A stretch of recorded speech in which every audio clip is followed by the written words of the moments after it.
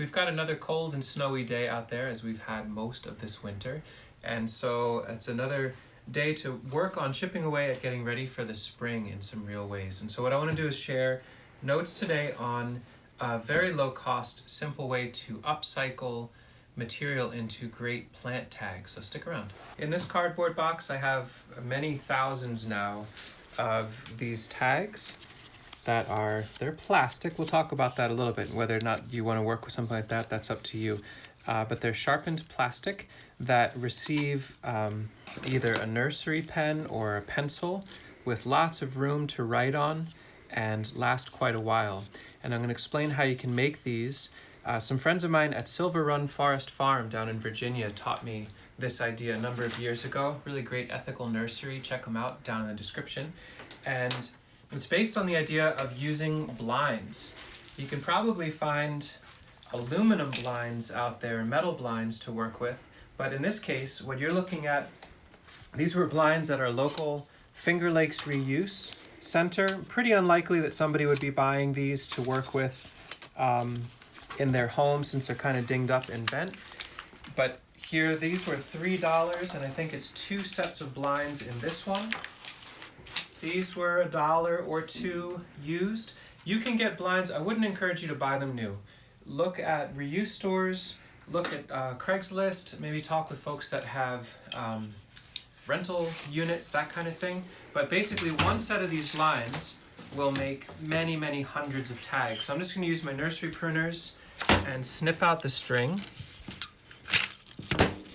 And now all of these slip right on out. You get the idea. And I'll just process one little section to show you. What I'll do is take a group of 5 or 10. If you're using scissors for this, you probably only can process a few at a time. But with these pruners, what I can do is go through and I snip right at the first spot there. You can decide, do you want to make them short if they're just for annuals? I like to have some that are on the longer side for some of our perennial nursery beds. And then I'll snip again here. And then I'll take them and make one snip, and there you go. You've got a handful of plant tags. Now I know folks sometimes will use yogurt containers to this end.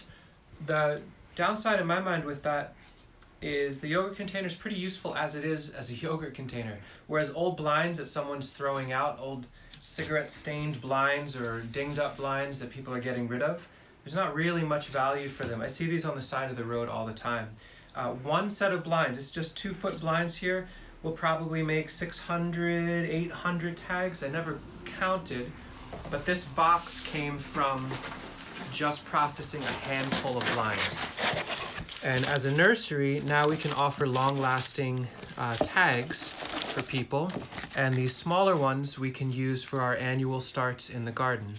You know, if we use a carpenter pencil, if that's what you have, you can write on there and then use an eraser and use them over and over and over again.